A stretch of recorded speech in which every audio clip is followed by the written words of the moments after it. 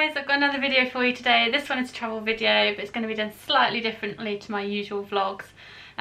Usually I take my camera out and about with me when I'm exploring, and then I'll do a little bit of a top 10 things to do. But as I've already written a blog post on this a couple of years ago, and it seems to be really popular and you guys ask me questions all the time of free things to do in London, I thought I'd pull together some things on here as well on YouTube of free things to do in London over like a long weekend or 48 hours in London. So I've concluded all of my best picks from my blog post, which was 30 free things to do in London, and I'm just going to pick 10 and go through them with you. So let's get going. The first thing to do in London is head to the museums. Now, London is, I think, one of the best cities in the world for museums. You have got the Tate Britain, you've got the Natural History Museum, you've got the V&A Museum, you've got all sorts. And the best thing about them all is that nearly all of them are free, and it's just the best thing to do on a weekend. I love going over to London on a Sunday and exploring some of the museums, heading over to the Natural History Museum in the morning, then heading over to the V&A Museum over lunch. Because they're all in such a close proximity, it's really easy to see lots of museums in one day. The best area to head for this is Kensington, South Kensington specifically, and that's where you'll find most of the main museums, whereas you'll find the Tate along the South Bank on the Thames. So my top 3 museums to visit for free over a weekend would be the Natural History Museum. The Saatchi Gallery is also amazing. There's so many unique pieces of art in there, and it's worth a little Sunday wander around. And then the V&A Museum, because they've always got some incredible exhibitions on throughout the year. I think this year there was a fashion exhibition for one of the main designers, I can't remember the name now, and there was just some gorgeous gowns which I saw popping up on Instagram and Instagram stories.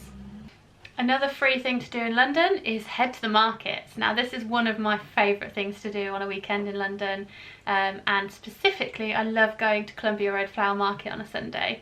Me and Theo head down there every couple of months, and we go for the flowers, the coffee, and just for a wander around East London really. I wrote a blog post on Columbia Road Flower Market a couple of months ago, so make sure you check that out. I'll chuck it in the description box below, and it just goes into all of the things like what time the market starts, when it's on, what kind of flowers you can buy, and other things that are around the area as well.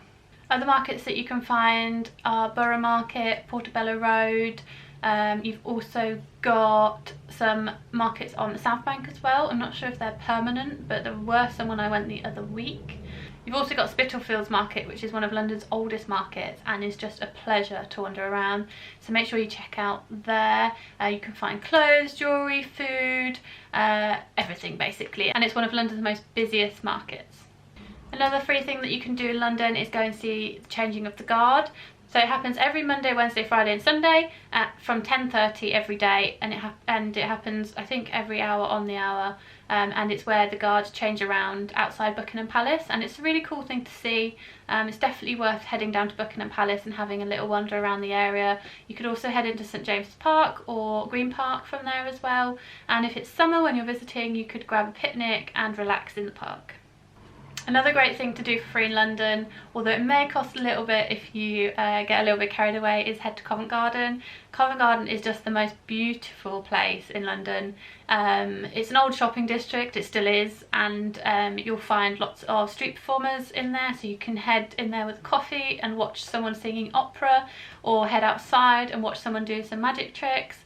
And then you can go shopping as well, which obviously isn't free. But yeah, it's a great place to go and hang out with friends, have a wander around, listen to some music, see some entertainment, and just sit back and relax really. And it's also obviously really close to other areas of London like Seven Dials, Leicester Square, Piccadilly Circus, and then you can get to Buckingham Palace quite quickly as well from Covent Garden.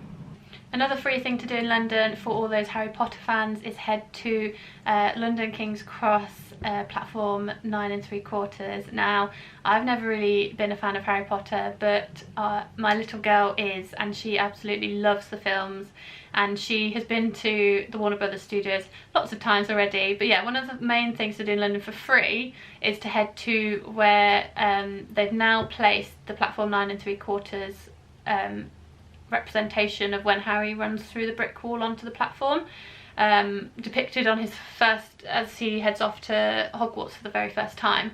There is a bit of a queue these days because obviously it's a very popular spot and people come from all over the world to see this iconic luggage trolley being pushed into the wall.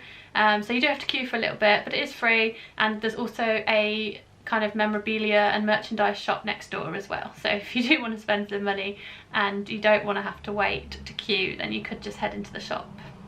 Another great thing to do in London for free is the Sky Garden. Now, I have a blog post on which is better, the Sky Garden or the Shard, and I'm still torn, to be honest. My opinion changes every time I go back to either of these two places. But the one thing that does sway me slightly towards the Sky Garden is the fact that it's free. You do need to book tickets in advance, you can't just turn up on the day, but they are free and you can go up. There's a restaurant, a cafe, there's also the large botanical gardens, and there's some waterfalls inside, so it's just beautiful. And then of course if you head outside onto the balcony, there's also the most incredible views of London if you visit on a good day. Yeah, and it's free, so why not head in, book your tickets if you know that you're coming to London in advance, and book your tickets online through their website, and then I think you can stay up there for a couple of hours. I'm not exactly sure, you'd have to check the website. If you're a big Beatles fan, make sure you head to Abbey Road. Abbey Road is obviously famous because the Beatles album and When They Walked Across the Zebra Crossing. It's located in St John's Wood, but is really accessible on the London Underground, so it's another fun thing to do if you're a music lover or specifically love the Beatles, and you can create your own Beatles album if you want. But of course, remember, it is a busy road. It isn't a kind of photo landmark, it is still a road that passes through one of the London boroughs, so just be careful when you're getting that picture. And of course, one of the other best things to do when you're in London for free is to head to one of the many parks. As I mentioned before, near Buckingham Palace you've got St James's Park and Green Park, but you can also head slightly further out of London and head to places like Hampstead Heath, where you've got Primrose Hill as well in that area, and you can just head out there for an afternoon, take a picnic if it's sunny. At Hampstead Heath they've also got some pools which you can swim in as well. Well, they're like ponds, but you can swim, and they are regulated, so it is safe, and yeah, it's a really fun thing to do. I've never been, but maybe I should do this summer. And last but not least, if you are a book lover like me, then you will want to head to Daunt Bookshop. Daunt Bookshop is the most incredible place. It's an old Edwardian bookshop that has been there for decades. It's on Marylebone High Street and just sells the most magnificent books from all over the world, mostly exclusive copies, and you'll also find books in there that you might not find anywhere else. All the books are arranged according to their country, irrespective of who they've been written by, and I just think that's a really magical thing, especially for the traveller in me. So if you loved this video, I hope you did. If you've got any other tips as well that you want to share, make sure you chuck them in the comments box below, or send me them through on Instagram stories. I'd love to hear from you. I am always exploring London. It's only 30 minutes away from me, so every weekend I tend to pop in, even if it's just to grab a coffee and do some exploring. But yeah, hope you enjoyed this video and hope to see you soon.